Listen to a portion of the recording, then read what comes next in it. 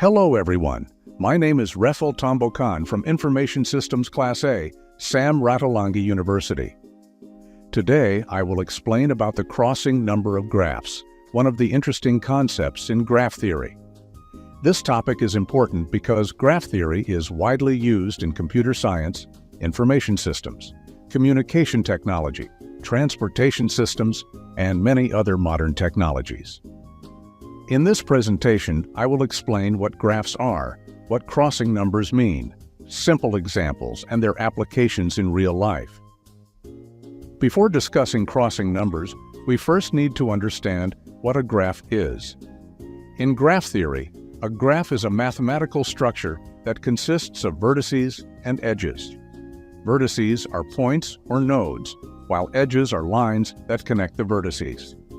Graphs are used to represent relationships between objects or systems.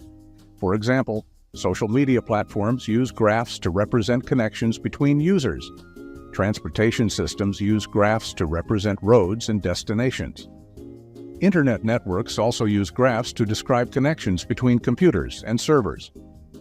Because of that, graph theory is very important in technology, computer science, and information systems.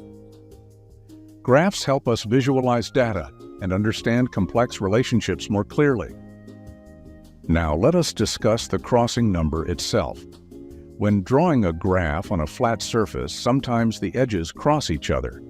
These intersections are called crossings. The crossing number of a graph is the minimum number of edge crossings possible when the graph is drawn. In simple words, the crossing number tells us how many crossings cannot be avoided in a graph. The objective is to arrange the graph in the best possible way so that the number of crossings becomes as small as possible. This concept is important because too many crossings can make graphs difficult to read and understand. A messy graph can confuse people and make data visualization less effective. However, if the graph has fewer crossings, it becomes cleaner, more organized, and easier to analyze.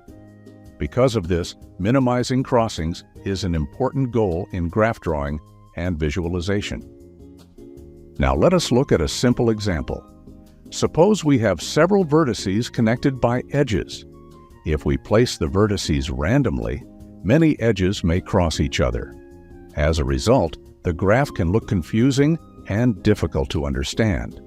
But if we rearrange the positions of the vertices carefully, the number of crossings can be reduced.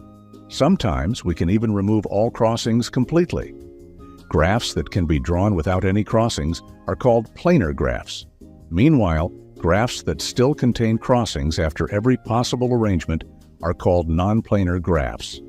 This example shows that the arrangement of vertices plays an important role in graph visualization. A better arrangement can make information easier to read and understand.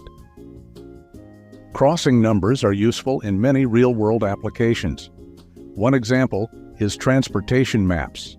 If too many routes cross each other, the map becomes difficult to read for users. Another example is electronic circuit design. Engineers try to minimize crossings on circuit boards to reduce complexity and improve performance. Crossing numbers are also important in communication networks and internet systems. By reducing unnecessary crossings, network structures can become more efficient and organized. In data visualization, minimizing crossings can help users understand information more clearly. Because of this, crossing numbers are not only theoretical concepts in mathematics, but also practical concepts used in modern technology and engineering. In conclusion, the crossing number helps us understand how graphs can be arranged more clearly and efficiently. This concept is important in graph theory and many real-world technologies such as networks, transportation systems, and circuit design. Thank you for listening. See you and goodbye.